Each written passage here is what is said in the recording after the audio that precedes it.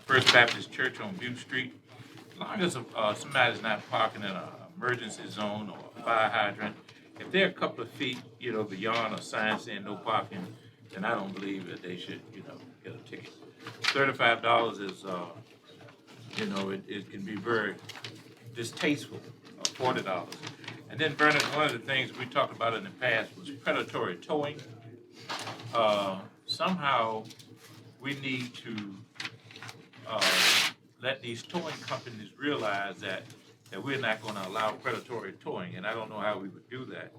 But a lot of people who are coming to the tournament are not, from this area, and they, again, if they're not parked in uh, illegally in handicap zones, fire zones, and things of that nature, is predatory towing. And these towing companies, they're very expensive. I think we set the rates. And so how do we send that message out, Bernard? We've got good control over our own streets, and I have to think about how we can regulate people towing from their own private property. Right. And I'm afraid that's Yeah. probably where most of the problems occur. Yeah. But let me think about it and see Yeah. if there's Well, something as we far as can do. private property, we have no control over that. But, anything that we have control of, Marcus, I think that we should, make sure that if somebody's coming to the tournament, be as pleasant as possible. The downtown tunnel, I don't know whether it's supposed to be open or closed, but I wonder what kind of impact that would have on somebody coming to the tournament that would not know the area. That's a good point. They'll work with us, VDOT, to make sure it stays open. Okay. We'll check on the schedule, okay? Okay. They did that for us on one other occasion. Holiday. Christmas, right? It's a good Um, point.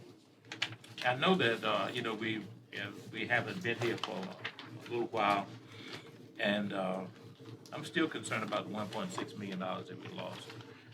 Still don't have a great understanding of it, and I'd like for Dr. King to come in and talk to us face to face about it. I agree with that, that's We were actually supposed to have the school board in here, Right. and so we'll try to have them in 2 weeks. Okay. In the state of the cities, which was a good presentation, it stated the unemployment rate was about 5%, something like that. 5.9%. Yeah, but in the African American community, for African American adults, it's 17%, and for black teenagers, it's 27%. So let's don't be, fooled about that 5% and do what Marcus said you've been doing, and some of the things we can do to improve that. And lastly, if you have your health care issue, I'd like to draw your attention to page H26. This is my daughter. Oh, my goodness. Yeah, that's my daughter, and she's very, very, active in she's very, very active, and even on her job. Last year, she was employee of the month for 7 out of 12, months. We'll have to look that up. And so, check this out. And that's it. Right. That's it. Mr. Wynn. Couple of things. I got a letter, and I guess Tommy, you did too, about, and maybe some city officials about Pretlow and some concerns and some things that are happening down there. I'll pass that along. That's too big of a success story we don't need to let that slide at all. Some pretty alarming stuff. Another thing, we put the new traffic signal in I think it's the 7th traffic signal between St. Paul and Waterside Drive, and we stopped the fence. We need to take that fence south on St. Paul down to where you take a left to get on the Berkeley Bridge. People are standing in a median down there. I've been harping on this. We had money at one time in the budget.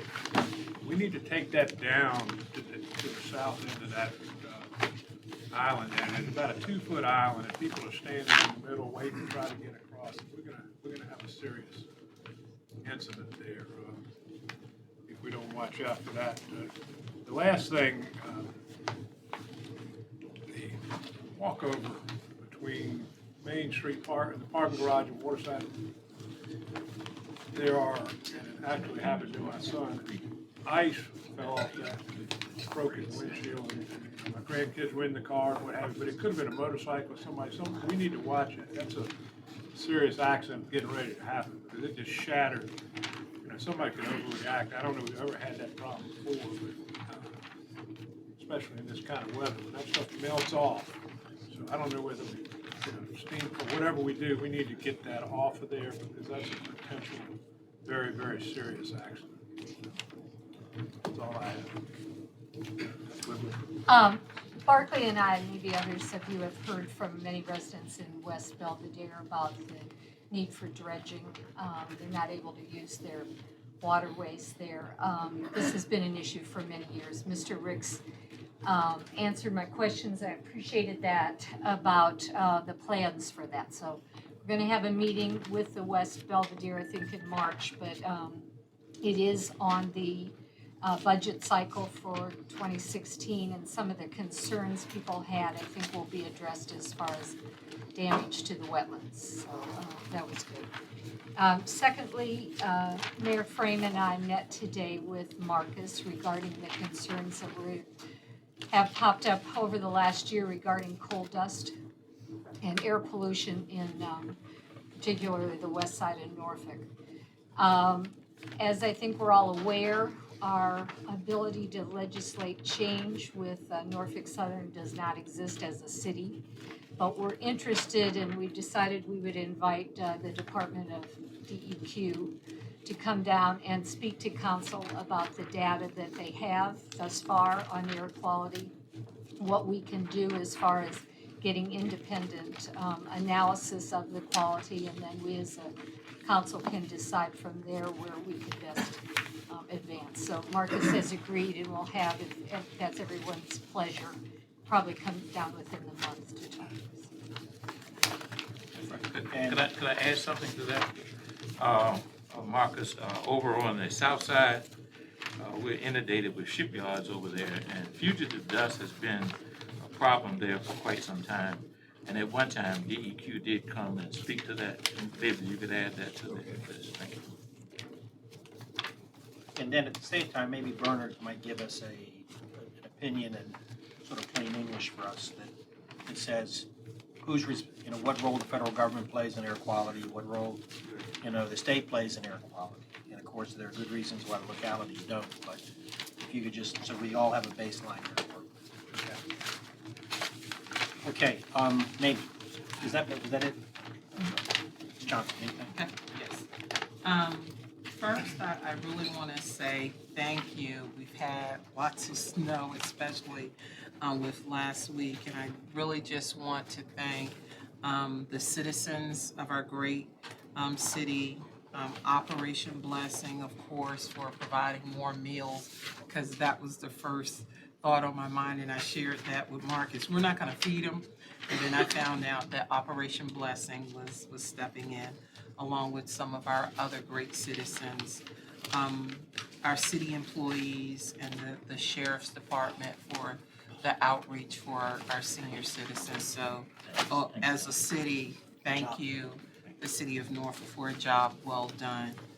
I'm sure that many of you are aware of the student that was killed recently. He was a student at Ruffner Middle School. And some of us got a text this morning at 5:30 from the coach to just let us know. So I just want to say, to the citizens, if you could provide some outreach to Ruffner Middle School, to the children, and to the administration there, they would really be most appreciative of that. And lastly, a couple of pedestrian crossings. Thank you, Mr. Ricks and Mr. Rogers and other employees for taking time out to come up with a plan for the Norview and Tidewater Drive pedestrian crossing there, and also taking a look at the Chesapeake Boulevard at Johnston Road crossing. And lastly, the Cromwell at Tidewater Drive pedestrian crossing there, to take a look at where the lines are drawing, that there's much provided turning and for the handicap and other people with disabilities. So thank you, that's all I have. Thank you. Madam Vice Just a couple things. I also want to thank the staff for the work that they did in helping to get the snow out of the way and get the streets safe. I didn't come out for 2 days, but I heard that the streets were, you know, the main arteries were fairly clear and everything, and so there were some good reports there, so I appreciate that. Also want to take the opportunity to thank the staff who did the restoration of the Queen Street, not Queen Street, but the Bank Street Memorial Baptist Church sign. That presentation was yesterday, and it was really nice, and it was amazing because the historical significance, we thought we were just moving it inside of the scope because of the weather, but in reality, the church was actually originally on the location of the scope, and the city bought that location from them to put the scope there, and then they bought the location where Bank Street is now. So thank you for that. The only other thing that I have is just you know, when our city employees are in these big trucks and they're driving and it's inclement weather, the cell phone policy.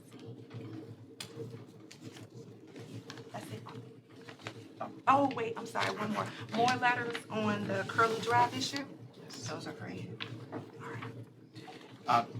Just to add to the $1.6 million debacle with the school system, when it comes to budget time, and I don't think anybody here would do this, is to not penalize the children in the schools for any errors that happened at an administrative level. There were principals that were wanting to spend money, but I guess there were some other issues, and so just want to make sure that we realize that the impact is on the kids in this. It's not about who did what, it's the kids and what happened there. This keeps on coming up now, and it's increasing because there's been an increase of accidents on Ocean View Avenue. It's basically becoming a drag strip because there's no lights for a couple miles, and there's been a lot of where it bends, a lot of accidents that are happening, and so residents are asking for some relief, police enforcement, as well as possibly looking at adding a future light down there to help slow down traffic. Interesting, I was reading an article yesterday about the explosion that happened in West Virginia, and in that with the trains, and it was interesting to read that actually they rerouted the trains now from that area, and that there are these cargo that have oil on it, crude oil, that are shipped, but that when that happens, that the train companies or whoever's servicing are supposed to let the localities know that they're moving those through the area. And I'd just be curious to find out how often we're notified as a city when our trains are bringing in material that could be considered toxic. I believe they're required by law to notify fire and police. I want to know if that's happening because in that article they were just discussing how they've rerouted these trains and they weren't notifying the new localities that they were rerouting because of that accident. So it's just an interesting article with that. I hate doing this, and I know there's going to be a presentation, and Public Works is, well, just Daryl Crittenden here, is probably one of my favorite departments. I'm still unhappy with how we handle snow removal, and I know some people have a different perspective, and also how we handle trash, and how that gets out to the public when we do decide that we are going to pick up trash. There were just a lot of citizens who didn't know on that Wednesday that they weren't thinking that trash trucks were going to come through and pick up trash. I happen to be on Facebook, and I'm trying to get this. Anybody who follows me on Facebook knows I'm like Storm Tracker Smeagol over here, and I'm giving all this information to citizens. But it was really disappointing to look out and see a trash truck coming through on that Wednesday, and that my trash can was the only one that was picked up because I happened to see it on Facebook and had it out there, and a lot of people were surprised. And I know that we say that we'll continue picking them up, but a lot of people don't hear that, and they don't know that that's happening. And so what ends up happening is you just get this pile up of trash because they've missed this. And we should have learned this lesson last time about how we communicate to the citizens. And I've asked multiple times to look at our phone system and doing a reverse phone call, letting people know how trash will be handled. We have all those phone numbers on file for utility bills. How can we communicate better to citizens to let them know that the makeup day will be Friday, or to leave your trash can out and we'll get to it, and to do that, or we're not doing bulk trash pickup, because that was another thing that they couldn't get to bulk trash pickup, so then people just left mattresses and things out there until the city could get to it. The snow removal, and maybe I'll hear something different. I have a different perspective because it didn't seem like the trucks made it to the north end of the city fast enough. And so while, even though there's primary routes in Ocean View, they were the last primary routes to get to. And so I suggested last year that if we know a storm event's gonna happen, park some snow trucks down in Ocean View and meet in the middle, work downtown and then come to the middle, because people still had to work. There were people that still had to go to work. And what happened is Virginia Beach was clearing roads. So there were people that were trying to get into Virginia Beach. Our roads were completely covered. And by the time they got like the Shore Drive, they were clear. I know it's not gonna be perfect, but we're gonna see an increased amount of these snowstorms. It seems like every year we're gonna be continuing to get them. And hopefully we can fine tune this. But there is an impression that one side of the city gets done before the other side of the city. And we've got to find out a good way to make this look like it's whole, because people did have to get to work, unfortunately, on that Wednesday. Not everybody was shut down, including our own employees, who I was reading on Facebook were upset that they couldn't get to work on some of those days because some of the roads still had not been covered on that side. I may be proven wrong in the next presentation. This is a perspective based off of feedback. In fact, I just got another email, probably the guy knows I'm here, about Fourth View wasn't marked, but it was supposed to be done. It still wasn't done. There were sections that were missed. And I want to celebrate. I think that we're always improving, but I think, can we do better? Do we need to buy more trucks, Marcus? If we're going to see increased amounts of these events, do we need to put money in the budget to start adding some more trucks, because our roads are harder to get to, they're not as wide? What do we need to do to help citizens feel a little bit better about this happening? Sure, and in the presentation at the Okay. end of the meeting, we'll Yeah. cover a lot of that. I guess I'd like to kind of join in with Tommy, because my side of town is one of those sides that didn't get clean. And my thought was a couple of thoughts. Now, when you get to Newtown Road and you go into Virginia Beach, and they've done a pretty good job. And since we're hiring contractors, if Virginia Beach is successful in getting theirs done a lot before we do, since we help them with water, I don't know whether we can call them and ask them to, maybe go over by West End Drive or different arteries that are close to Norfolk. Didn't do a really great job of moving snow on some of your main arteries, and I call you about it, Marcus, Robin Hood Road and some of the other areas. And for some reason, this is the first year, we had that problem last year with HRT and not being able to get to the buses that you took care of this year.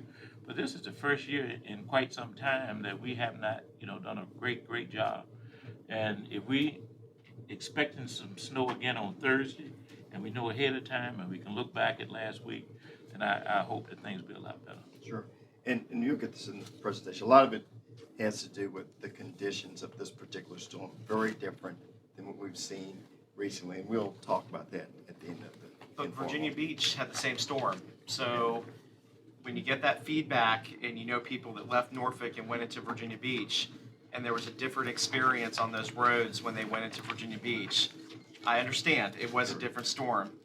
But, did we do our pre-treatment right on all the places? Did we just focus on bridge and forget other, just doing the roads? There has to be, I'm getting text messages right now that people are watching this and they're saying, thank you for saying something. I'm not trying to beat up on it, because I know they do a good job, and our employees do a great job. But we've got to find a way to get feedback from citizens on how we can improve. Sure. So, and is there a list of the order of, Aren't we having a presentation? Can't Yes. we talk about that then? Sorry, Andy, real quick. Yeah. Paul, just real quick, and I know that Councilman Riddick has worked real hard on it, but on our calendar, it doesn't show. March 27th at 7 p.m. at Addicts is the Reverend Green Lecture Series. And Paul, if I teed you up, you want to say anything about Yeah. it? 'Cause it should be on our calendar, Yeah. and perhaps we get it out and get. Yeah, we Lori- appreciate the Lori support can we've get it out gotten. to the city. Gotten from the city in the past. This year, our speaker is Elaine Jones. Elaine Jones is former executive director and first female executive director of the NAACP Legal and Education, Legal Defense and Education Fund. It's 7 p.m. at the Addicts Theater. A lot of people know about Elaine Jones. She was the first African American female to finish the University of Virginia Law School, and she has a great resume. And during these particular times when we're having issues with the Voting Rights Act and rezoning and things of that nature, her experience with the NAACP, I think, would be very beneficial for all of the community to hear. And this is at 7 p.m. on the 27th at the Addicts Theater. Tickets will be at Scope and at the box office at Addicts, and they're $25. And it's going to be a great presentation. If we could put that out to the city, I know Lori puts out all city stuff, and I know we did that with 7A. That's probably something that should go out to all city, and if there's possible, if we can do a discount for city employees, that'd be good too. Thank you. You got it. Well, I think I've been every year with you. Yes, you have. And, Hope you'll be there this year. Yeah, I will. But it really is a great program. I'm just not sure enough people know that. Father Green is so grateful for this as well. So, just a couple of things. I want to thank you for cleaning the snow in front of my house, by the way, in front of the, just kidding. All right, just kidding.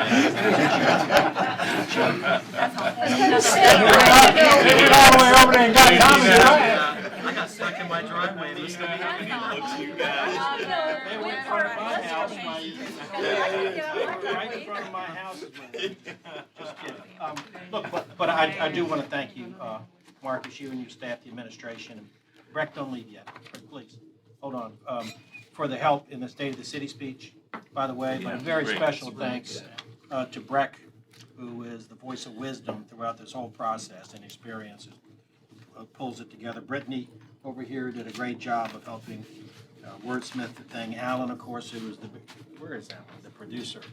He is, of course, Sarah helped, Mary Lou, Janice, there were a whole group of others, but to pull off a luncheon like that in that type of weather and for everybody to come was, a testament, I think, that not only how well the city's doing, but also the organizational skills that in City Hall and Breck and others possess. So thank you very much for that. Thank you. Okay. And that's it. So,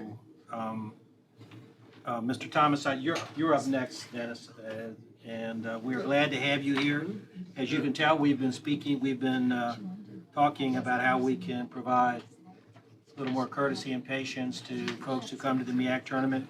We are running a little late, though, I have to tell you. Not that I ever say that. Not that it means anything. but- Be brief and short, Yes, thank you. so I understand. Good evening, everyone. Good evening. I'm sure we can do better than that. Good evening, everyone. Okay, that's a lot better. I want to bring greetings from the Mideast Athletic Conference. 13 true outstanding academic institutions. I'm very pleased to have President of Norfolk State here, President Moore, as one of our institutions. And he has a presentation letter, but I had to recognize one of my bosses.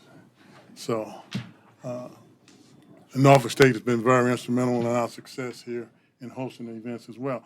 But I want to talk about the city of Norfolk and how the city has played instrumental role in the success of this tournament. And by all objective measures, this tournament has been successful. And from Mayor Frame, the City Council, Marcus Jones, his staff, John Ramstein, 7 venues, just been tremendous. And that plays a huge role in the success of this tournament. And I say that sincerely simply because of our fans and the visitors to the city. It's how they've been treated by your merchants, by the hotel and restaurants, police force, on down the line. And I make it a real business to talk with our fans and to talk with them about their experience here in Norfolk, because they'll tell you if it's good, bad, or indifferent. And overwhelmingly, they've indicated to me and others that the city has been very hospitable, very friendly. And that was good to hear, because they'll take that back to their communities, to their cities, and they'll bring somebody else back with them, simply because of their experiences. And I want to congratulate the city on that. Also, to visit Norfolk, Tony DeFlippio and Donna Allen, they've been very good in helping us get the word out, branding the tournament as well. Of course, if you're in Norfolk, you see the tide rolling by. You should see the MEAC on it. And you see the transit buses rolling. And you see the MEAC. And it never fails. When visitors come from my institution, they'll call me, they'll text me. And they say, I saw the train. I said, that's the tide. I saw the bus. So that's an indelible impression upon the city.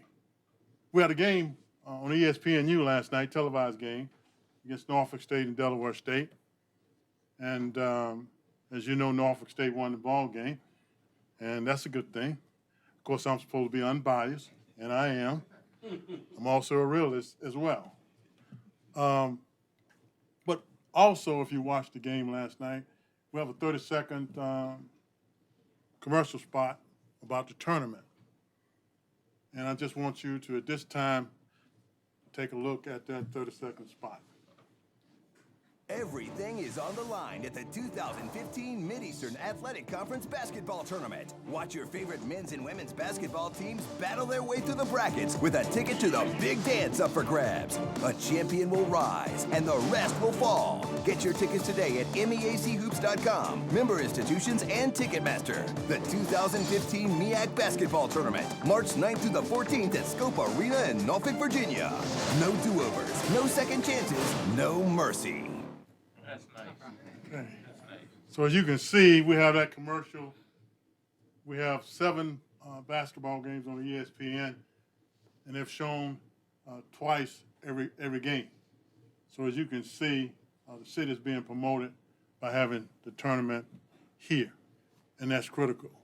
Also, I want to emphasize, Mr. Jones, we signed a new contract, extension, to host the tournament here.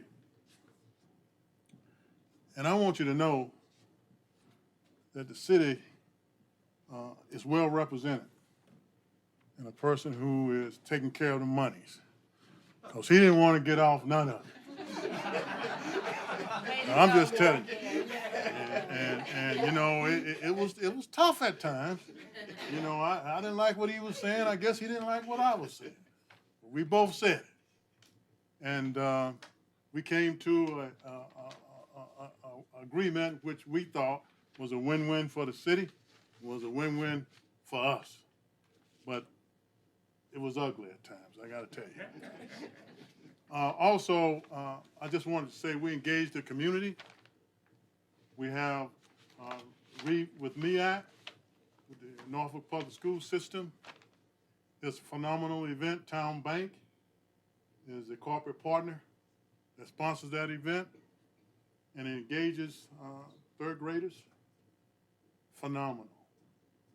I tell the kids that read the most books, and we give $2,000 check to to the school that reads the most books. And we give $1,000 to the second place team and $500 to the third place team, and to show them and their parents that being smart can be recognized. And doing well in school is recognized. And one thing I always tell them, don't ever apologize for being smart. Don't ever apologize for doing your homework. I said, because a lot of times, you know, they want to dumb down to things. Don't apologize for doing that. But I want to thank the city council for the convention center and the Hilton Hotel. That's tremendous. Because when that came to fruition, that was important to us to have another property downtown that could accommodate our events and our fans. So I want to commend the mayor and the city council, all of you, for having the vision and foresight. And other people are coming to town and noticing these kinds of progressive thinking. And that's what it takes. And I want to thank you all very much. If you have any questions of me? Commissioner, do you all have a college fair during this time of the tournament? Yes, we do. And where is that held? Scope Arena there? Is it during the games? No, it's that Separate. morning, it's that Wednesday morning. We Okay. have local high schools come in, and we have 13 of our institutions, Good. and missions officers are here. And they admit students, offer scholarships, and we've been doing that since the first year. Okay. I want to make sure that happens. Absolutely. All right, Mr. Thomas, thank you very much for coming in. You know, the city very much enjoys its relationship with MEAC and with you and with your affiliated institutions. And it was a great day for us when the tournament first came here. We look forward to you and Mr. Jones maintaining a good relationship over time. We'd like to keep you for a long, long time. But just make sure Norfolk State goes deep in the tournament. If Well, you have any say in that. I can't say that, We but need I agree that. with you, but I can't say We that. need that. Okay, Marty can say that. I want people to walk away and say they got a home job. Well, all right. The good thing about that is, not only North State does a good job, their fan base and coming out, and they've been doing that since we had the tournament here, as well as Hampton University across the water, and they have a great fan base. But as commissioner, I have to be unbiased. I can't root for anyone. So, with that being said, any additional questions? Commissioner, I hope you'll give me a pass on the 14th. It's the championship night, but I got a real important event that night, and I'm not gonna be able to be there. But I'll be thinking about you. Thank you very much. We'll give you a pass. Just for your information, we will have all of our tournament games, particularly the game from Monday to Friday on ESPN3. And that's in 70 million households. So that's the first time we'll have all of our games televised on ESPN3. And the men's championship game on Saturday will be televised by ESPN2. The women's championship game will be televised by ESPN as well as ESPN3 across their platforms. Thank you. Thank you. Okay, we are honored to have with us President Eddie Moore from Norfolk State University. President Moore, thank you for coming. I'll introduce Dr. Sandra Deloach, who is here, the Provost and Vice President for Academic Affairs. Dr. Deborah Fontaine, who is with us. She's the Interim Vice President for University Advancement. Gerald Hunter, the Vice President for Finance and Administration. Edward Willis, Vice President for Student Affairs. And Marty Miller, who needs no introduction in this. So, President Moore, thank you so much. Mark, did you have anything you want to? That's it. Ed, thank you. Okay. I know it goes without saying the mayor's serious about us cutting time. He just took about 5 minutes of my speech out.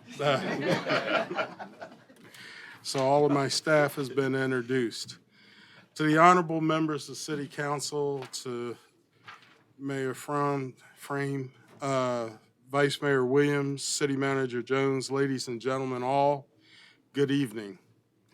Commissioner Thomas, it's great to see you again. We know that you must be neutral in your role, but I just want to say on behalf of the Spartan Nation that we do plan on going a long way during the tournament, and we know how important it is to Norfolk that we go a long way. So I hope my players don't let us down. But I'll tell you, as a former high school coach, the worst thing in the world is to have your finances and life goals dependent on what teenagers do. So keep that in mind if it doesn't happen the way we intend it to happen. As you know, I'm Eddie N. Moore Jr., President and Interim President and CEO of Norfolk State. I am extremely grateful for you inviting me here tonight to speak. And we will make it brief. The city manager and I did a little sparring on how much time I had. And I'm glad I'm winning, Mr. Mayor. With your help, I'm winning. So we'll go on to the honors. We want to tell you about the great things that are happening. Before I begin, again, my leadership team is here with me. These are the members of the senior leadership team who assist me in the basis of operation of the great institution that we represent, Norfolk State University. 2015 is a special year for Norfolk State University. It marks the 80th anniversary of our founding in 1935.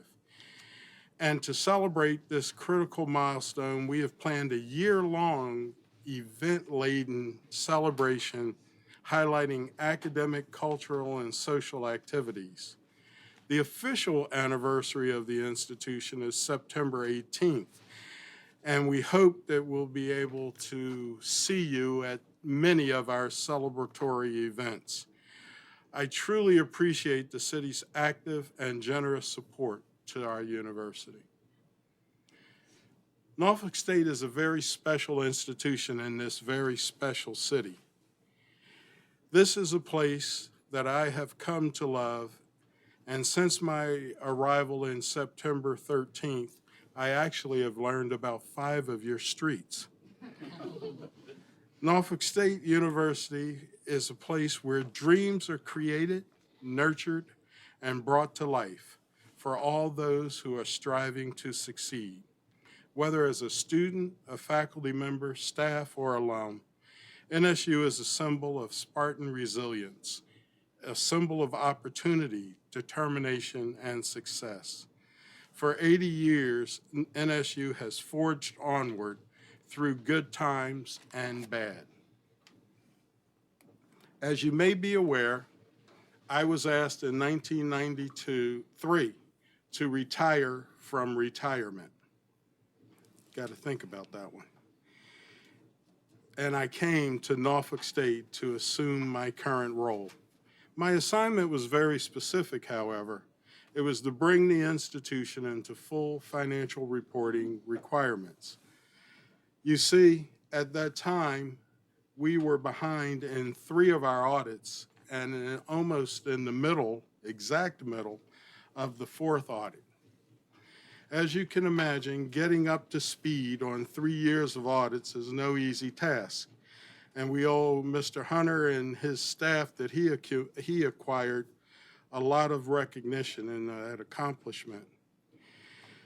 We did do that in the last 17 months. We finished the 2011, the 2012, and the 2013, and all were given unmodified opinion, which has replaced the word of unqualified or clean opinion.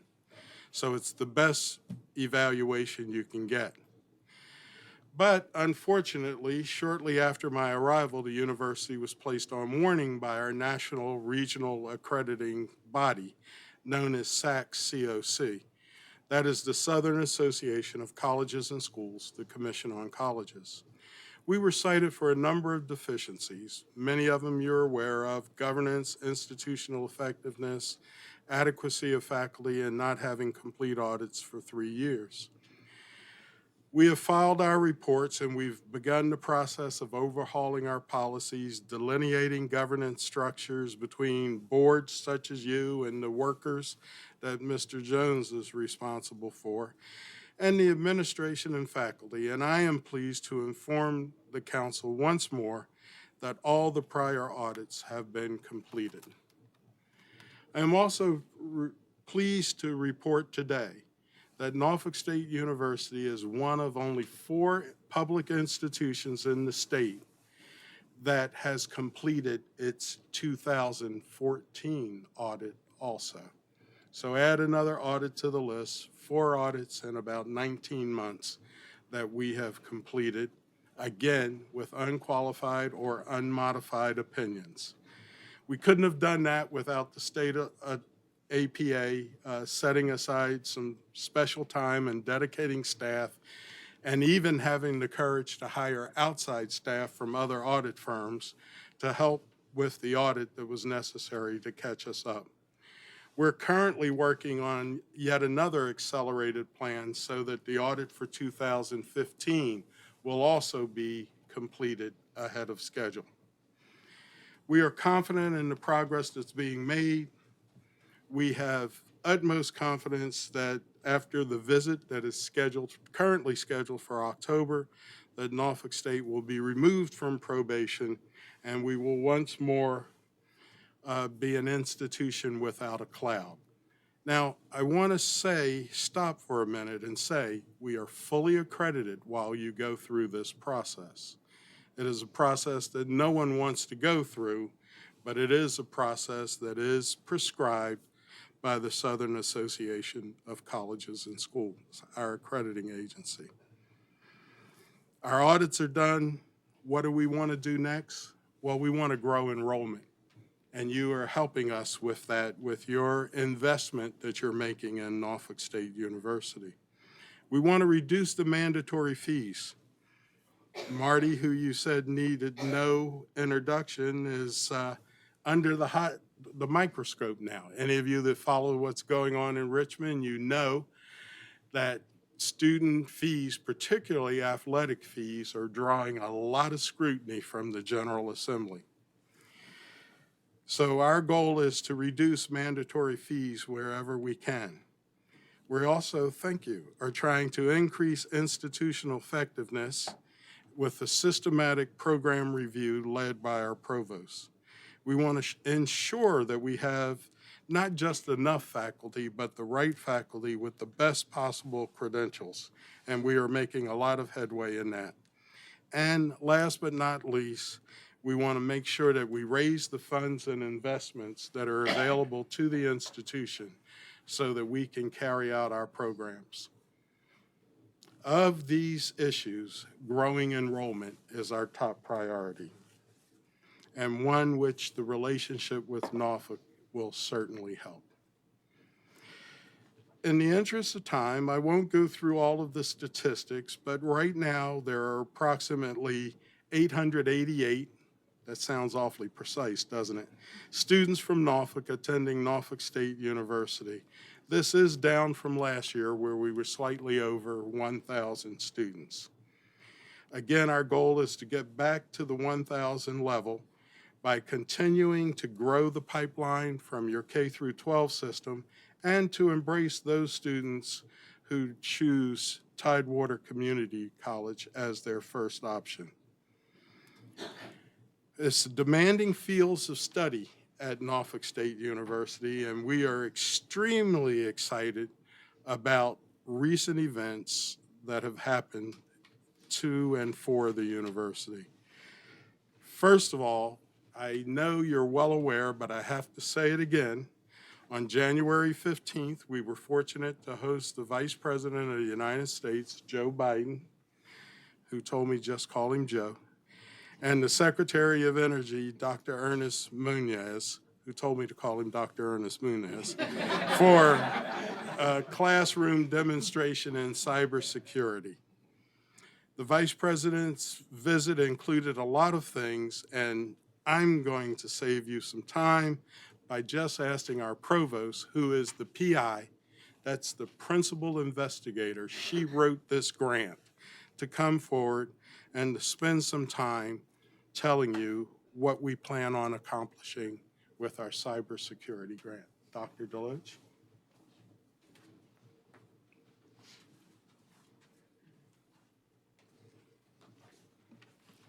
Good evening, everyone. Thank you so much for having us. I was going to tell you a little bit about our academic programs and all, but in the so that we can reduce the time, we'll move on to a few other things and just tell you about our cybersecurity effort. As President Moore indicated, Norfolk State University was fortunate to receive a $25 million grant from the Department of Energy to support a cybersecurity consortium.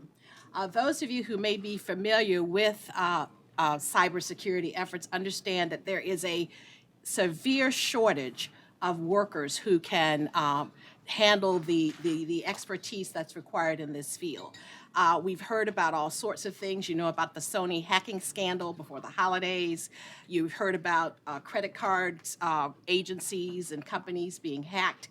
And so our effort is all about producing a pipeline of individuals that can help in this area. Now, we are the lead institution among 12 other HBCUs, national laboratories, Department of Energy national laboratories, Lawrence Livermore, Sandia. We also have a defense agency, SPAWAR, as one of our partners, and the institutions are HBCUs. Because the Department of Energy recognizes that if we're going to address this issue appropriately, we have to engage all citizens. And of course, that means looking at underrepresented minorities as candidates for working in the field.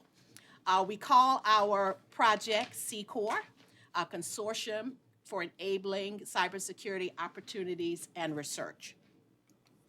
As President indicated, Joe Biden came to announce our consortium on campus on the 15th, but Norfolk State University has been engaged in cybersecurity efforts for many years. I have a fact sheet that we're going to distribute to you that talks about where we are with cybersecurity on campus today. But one of the comments that was made when we went to the Department of Energy January 16th to have our formal MOU signing was that Norfolk State was doing cybersecurity before it was even called cybersecurity. And as such, we started undergraduate programs where we introduced students to cybersecurity curriculum. We had certification programs to advance cybersecurity. And recently we launched a master's degree in cybersecurity online. We are the second university in the Commonwealth to offer a cybersecurity degree. The only other is George Mason, and we are the first to offer the degree online. Coupled with our undergraduate efforts where we train students to participate in hackathons and other events where they can showcase their skills and develop them so that they will be useful professionals in this very important field. So I hope that my fact sheet is getting around to you so that you can see all that we are doing. And as I said, it's a wonderful opportunity for Norfolk State. We have very engaging faculty and students, and their expertise is really being showcased throughout the country. We had a meeting on campus last week of all of our partners, and one of the comments that we had from the folks from Sandia was they would like to take our equipment back to their lab. So we were delighted about that. But we are excited about this initiative. We are delighted that it's in the city of Norfolk, and we think as a consequence, it's going to be very beneficial to Norfolk State University as well as the city of Norfolk. So thank you very much.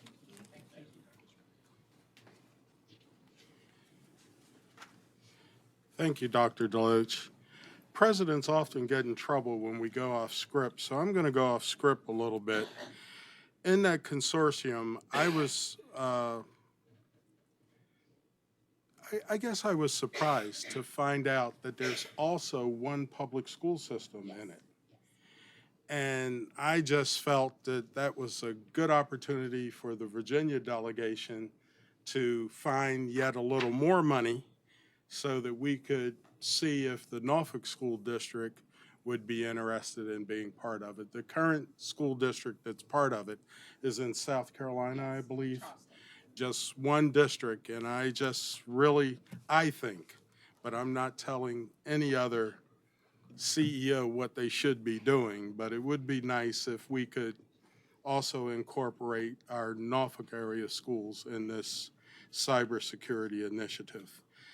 Very quickly, I was going to take a page from the mayor and tell you all the wonderful things that are being built or have been built on campus.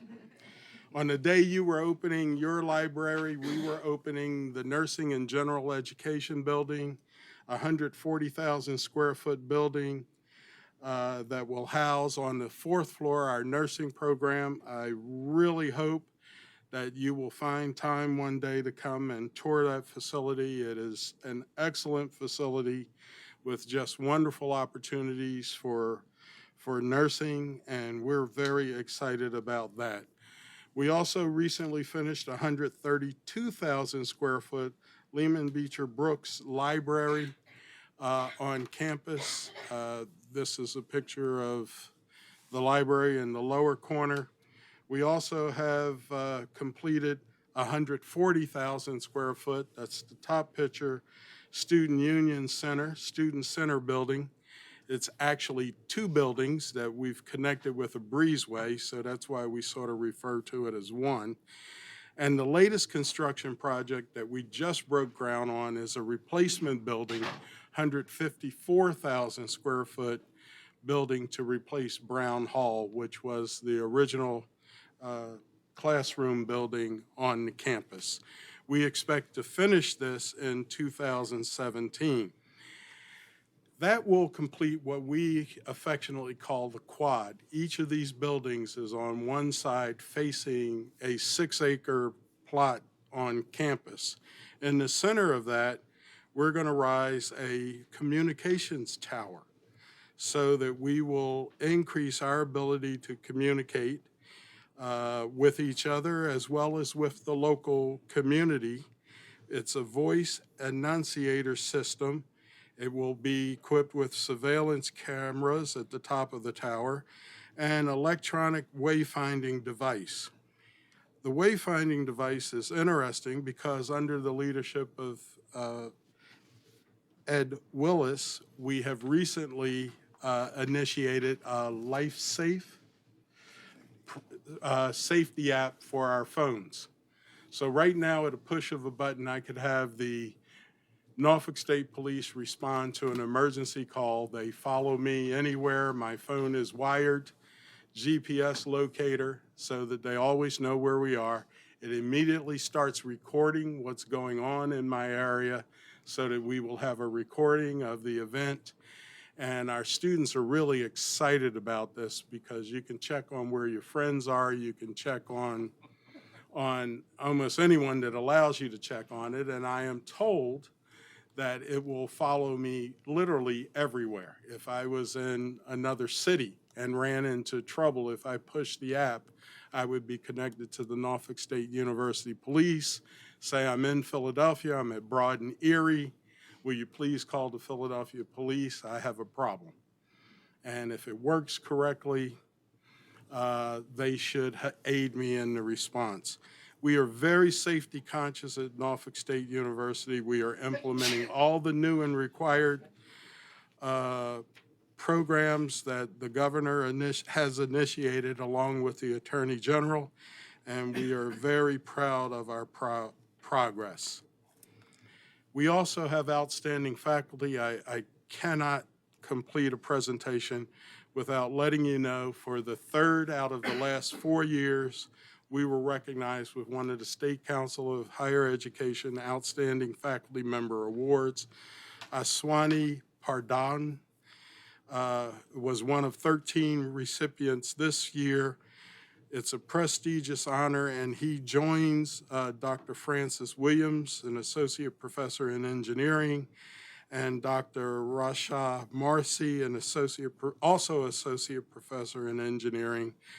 So you can see that our engineering department is extremely strong and well recognized throughout the United States. We have many, many things that I intended to talk to you about, such as one of our graduates who's gone on to Yale to become the first female PhD in astronomy. She's been hired by Syracuse University and already recognized there. as an outstanding scholar and given one of their highest teaching and research awards. We also have a delightful graduate, April Holmes, who many of you may know. She, in an automobile accident, lost a leg. She went on to become a Paralympian and win gold.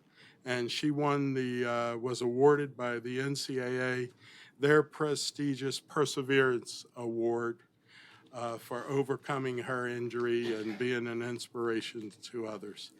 There are many, many examples of what Norfolk State's graduates are doing, and we are just grateful for the city's support, and we ask that you continue to support us during this time of restructuring and, if you will, rebirth as we forge onward to the new NSU. Thank you very much for your time and attention. Thank you.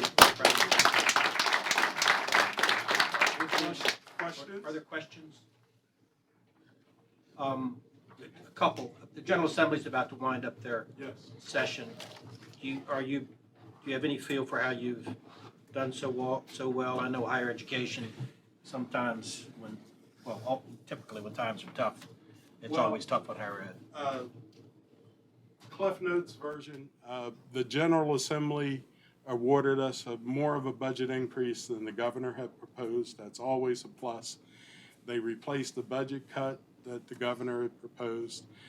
More importantly, they are finding a way to allow us to do a 2% salary increase for both classified and faculty employees, and that's a real plus for us. The negative of that is they're only funding the state formula side of it. We're going to have to generate the other side of the raise. I'm sure they'll be upset when they hear this, but it's sort of an unfunded mandate that we're going to have to figure out how to fund the other portion of it so that we can award it. So on balance, we had a good year, better than was initially proposed. We are concerned, I have Marty sleepless nights over the fee bills that are going through that are requiring us to reduce, if possible, student fees, or if not possible, raise more investments from our fans and alumni and friends. So on balance, it was a good session. I was pleased to see the building with the nursing program. So is the nursing program back up and going? Okay, Dr. Deloach probably should handle this, but there are 2 nursing programs. We did discontinue the 2-year program, the associate degree. But if you want to speak to the baccalaureate program? Yes, we sponsored 2 programs in nursing, a baccalaureate degree program and an associate degree. The associate degree program is closed, but our baccalaureate degree, which was traditionally an evening and weekend program, now has a traditional track that is growing and doing very well. Great. Thank you. It's good to see the safety things that you all have done on campus, especially utilizing all of the technology to ensure the safety of the students, because that's a big issue in urban campuses. So although I'm not a fan of necessarily being tracked, but You don't have to load the app. It's good to know that that option is at least available for the students, and they have the opportunity to be safe and to have that at their disposal. Yes. What's the count now, Ed? Are you keeping a? Yeah, we're probably a little over 1,000 students Have already voluntarily downloaded. We just downloaded. launched it probably 3 weeks ago, and so they're now finding out more about it and do a campaign around it. Okay. All right. All right, Mr. President, thank you very much, and thank you for bringing the first team with you here tonight. Y'all come Thanks. back. Really, thanks for this opportunity, and we'll come back with or without Dennis. All right. And if you have any problem with snow removal, you know who to call. Yes. You can go to the manager. Right? Yeah. You got that. He already did. Well, thank you. That was deleted from my presentation. Be careful.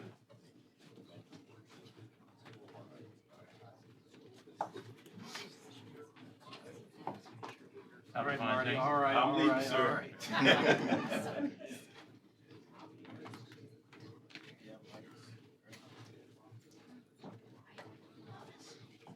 Okay.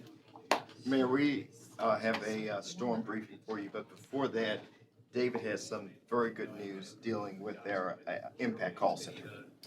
Thank you, Mayor and members of the council.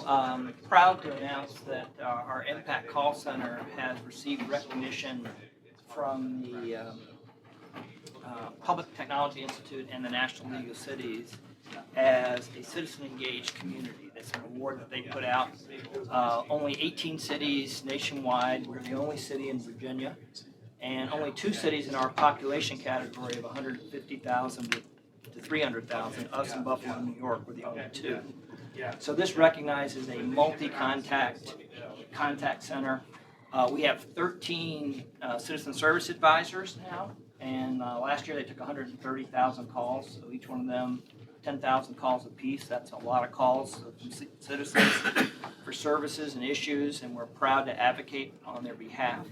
I do have Halima Arias, who's sitting over there on the back row. Halima manages the Impact Call Center, and she is the reason why it's a success. My job is to just kind of keep everybody else away so they can do their great work. But I just wanted to say thank you so much for supporting us and making it possible that we were able to achieve this recognition. And we're here to serve the citizens and also make the process as seamless as possible.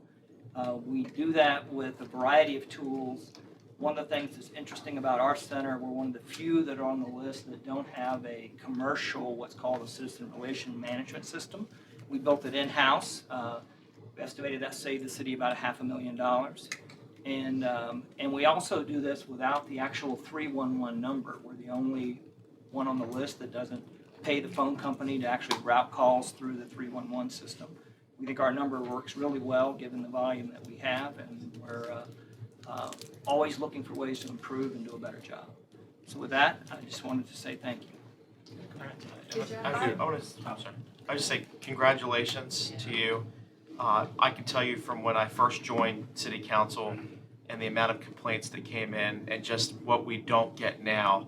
And it's all because of your leadership, and Halima is outstanding. In fact, sometimes I don't even go through winter. I just send it to Halima, and she was responding sometimes at 11 o'clock at night, even though I'm not expecting her to. And I know, Marcus, you think that your legacy is probably going to be cleaning up budget stuff, but I think it's more of this, to be honest. What you have done, I mean, the citizens have recognized the changes and the quick responses, and it's just really outstanding what you guys have done. So congratulations on that. Thank you. I was gonna say the same thing. Number of calls gone down tremendously, but more importantly, the ability for citizens to get a response or to be able to feel like they can call back and get an update. I think it was almost like before people made complaints or citizens made complaints, and it was like they went to a black hole and nobody could track it, nobody could tell them what happened, it was like they didn't get anything, so they're able to get a response, and that's really appreciated. And I've heard Halima do some presentations, and she's very enthusiastic about getting people to call, no matter what it is, call us, there's no problem that's too small or whatever, for you to call us and let us know. And so it's really, it's made a huge difference. Thank you. And we look at 2 sets of customers, not only all the residents and citizens of Norfolk, but also all of our internal. I mean, our job is to handle those calls and provide that feedback and track the request so that all the people that work in the departments can get the work done. So we're trying to remove that overhead from them and consolidate it and handle the communication and let people do their job. So we really have two audiences we serve, and we're proud to serve both. And the citizens are really excited to know that you're tracking it, Miss Halima, because they call me back. What's that lady's name again? I said, it's Miss Halima. She's really, really nice. And that you track all the calls that they send into your center. That's the wonderful thing. And that it's not lost, and they get feedback from you. So what many of you may not realize is Halima is becoming recognized across the country as one of the top managers of these types of centers. And she will be at a International City and County Management Association 311 conference She is on the leadership committee. She does a number of programs. So many cities look to Halima and to the Norfolk program as a model.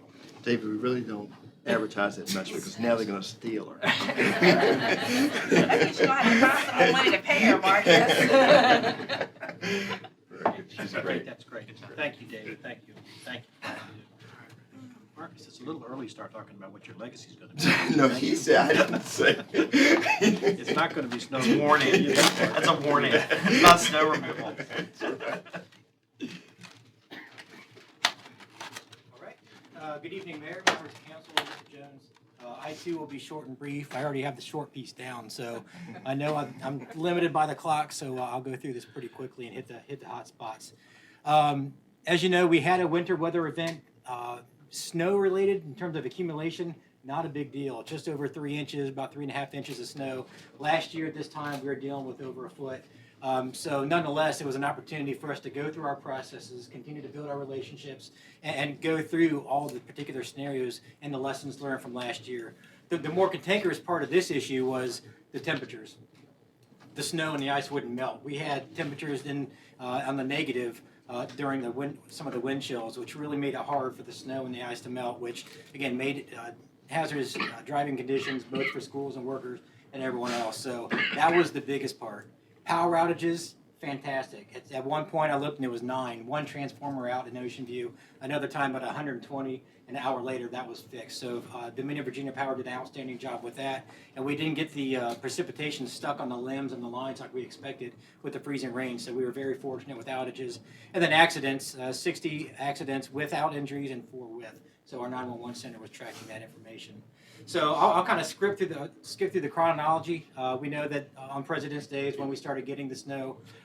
We started getting the governor's declaration of an emergency that afternoon, and then Tuesday through Friday is when we got the snow, and then we started packaging all the products for the road clearing and the ice crews and the like. Let me skip past this real quick. Command and control, this is really where I want you to focus on. The command and control element, both as it pertains to the overarching strategy, but also as it pertains to the human services component. So as you see, again, I'll always refer to Team Norfolk, and it's not just the city. It's public, private, not-for-profit, higher education, and military. So if Norfolk State was still here, they did a fantastic job. They were great partners. Chief Price over there and his team. Same thing with Old Dominion University, Ruth Reich for Navy Mid-Atlantic, Gene Lambert for Naval Station Norfolk, Operation Blessing with Jody and her team. All of these folks here, at a minimum, are on the phone. We're talking about what we're experiencing, what we're expected to get, and who's going to do what. So it's moving beyond mere collaboration and more in terms of coordination, making sure that we have a smooth effort that last time, this time, and what we're going to get on Thursday. And I'll certainly talk about that in a minute. Roads, again, you see the equipment that we have in terms of the personnel, but the plows, the spreaders, the pickups, the front-end loaders, and backhoes, and contractor support, which we had in downtown. And a lesson learned from last year is a reevaluation of what the primary routes are, both primary and secondary. Last year, there were lessons learned in terms of working with Hampton Roads Transit, working with Norfolk Schools to make sure our primary routes reflected their primary routes, and so we're all doing that in one synergistic effort. Jim, is that enough plows? I just, if you go back to that slide, I read like Virginia Beach has 33 or something, and that they weren't talking about small ones. We have 9. Pete, may I defer to you on that, Pete Garner? Do we need more? We have 15 plows. Are they working? Yes. Okay. The 9 plow spreader combinations, it's a plow and a spreader. Yeah. On a truck. There are also spreader-only trucks and plow-only trucks. So we have a combination of about 15. Do we need more? That says 22. Right. Do we need more? That's trucks. Trucks are a combination either of a plow and a Right. spreader. That's or the what's in the picture, right? Right. The little truck with it. Right. Yeah, but the other one too. Is Right. A combination. There's 9 of those. There's only 9 of the big ones, and there's the little ones, right? Okay. Okay, so nobody's answering my question. Do we need more? We have an expectation to be able to do primary roads and secondary roads with the equipment that we have. Depending on the amount of snow that comes down, the type of snow with ice, depends on how long it will take to recover from that operation. We have a small number of pieces of equipment to handle it. Compared to Okay. Virginia Beach, Yeah. they have twice as many roads and twice as many Right. pieces of equipment. But newer roads too, so they're wider, but I understand that. Big key, Yeah, yes. you'd be a good politician because you still haven't answered my question. Do we need more? Is there? Well, maybe we don't know the answer. I mean, mean, Marcus, Marcus, Yeah, I I think- probably I think- answering it Do yourself. we need, I mean, Sure. what if they break down? What is, I know we had some equipment issues in the past. I mean, Sure, I think it's, and somebody can help me out here if I'm misspeaking, I think it's a combination of equipment and people. So we were even down maybe 20% of staff. So even if I had equipment, to what extent am I going to have the staff to do it? And we did 12-hour shifts. right. And so somewhere in there is a discussion we have to have, and that is what is going to be the amount of equipment we have for events like this. Okay.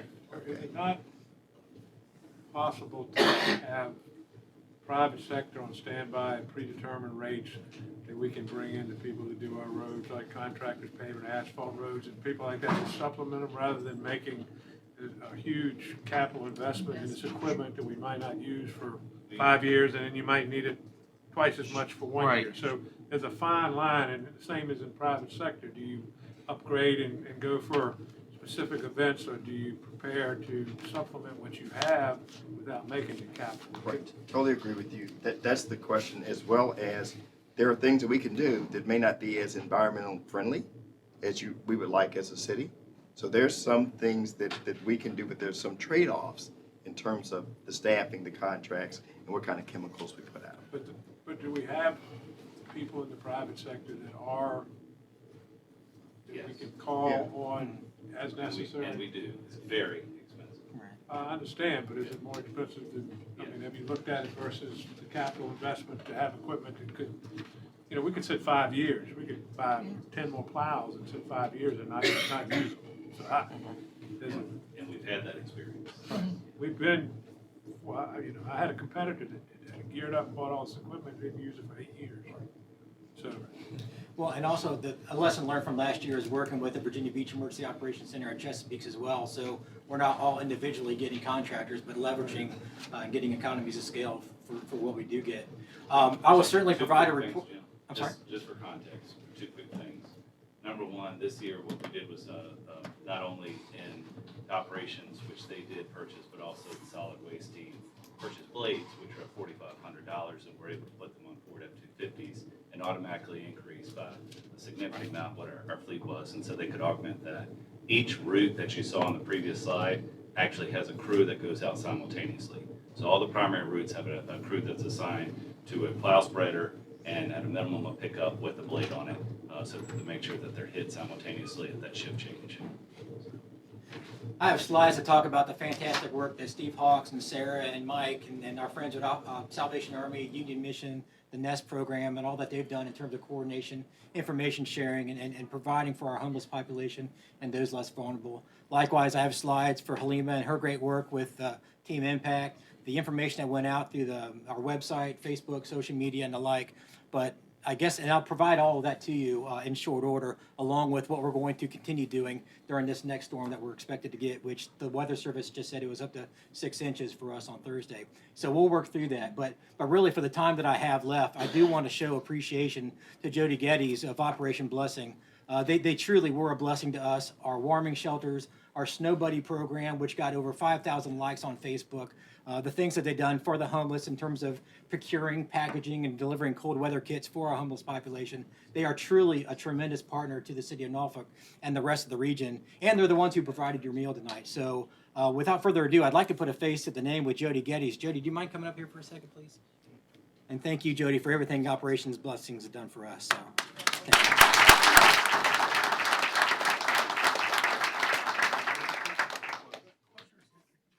Well, first of all, obviously you guys know we're the humanitarian arm of the Christian Broadcasting Network, and I represent Operation Blessing. I serve as Vice President of U.S. Disaster Relief and Programs, and for us, we work all over the world, and my team works all over the United States. We're on the scene of a disaster within 24 hours, and so for us, it's even more important to be present here at home, and we so enjoy working with the City of Norfolk, Jim and his team to do a stellar job. And the Snow Buddy program has really turned into a really impactful and meaningful program. While the word buddy sounds very like oh, well, that's a nice thing that they do. For these elderly people that we're helping, we helped over 100 residents and families during this time, during the snowstorm. And we're going and we're shoveling driveways. We're making it possible for a handy ride to get in to pick up people who are handicapped. But the people that we're helping are people who need chemo treatment, they need cancer treatment, they need radiation, dialysis. I can't tell you how many elderly people, and I'm going to get in trouble saying ages, but I mean how many 90-something-year-olds, 80-something-year-olds in the community that needed help, even a 100-year-old elderly lady. And I have other people that answer the phones, but one day I pitched in and I helped answer the phones, and they were ringing off the hook. So the Impact Center, I know how you feel there for a minute, but to hear these weak voices tell us how much they need help, and that they can't get their cancer treatment, and that they have no family left because they've all died and they've outlived them, and they need somebody to come and to help them. And one little old lady, I'll never forget the phone call for probably the rest of my life, even though we call it the Snow Buddy program. She told me with such a weak and a frail voice, she says, "Ma'am," she says, "if you could come help me, I sure would appreciate it."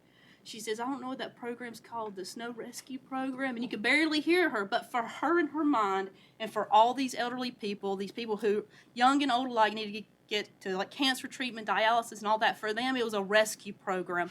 And so I really want you guys to know the great work, not just that Operation Blessing's doing, because like Jim said, he's really championing Team Norfolk, and we use that at Region and CBN for decision making. The unified approach with the city, us as the private sector, the whole team approach is really making a big difference. And the majority of our calls came in from Norfolk, and I'll be happy to tell you that every high priority, those people that I was listing, dialysis, cancer, all of that, every one of those calls were answered, and they were shoveled out, dug out, and all of that. So my big push would be, we need volunteers. So if you know people who can pick up a shovel and come and help us, it really is more than just a nice program. It's rescuing people who are in need. So thank you, City of Norfolk. We really appreciate you guys and love working with you. I don't know if you guys remember Spartan Village way back when we helped you guys rebuild 40-something homes. But again, we love serving here at home, and we're here to serve Norfolk and the surrounding Hampton Roads area. But hats off to you guys. Thank you for supporting us too. Thank you. Mayor, Council, if there's no questions, I'll certainly have that report to you in short order with all the details, lessons learned, and improvement items. So. Okay.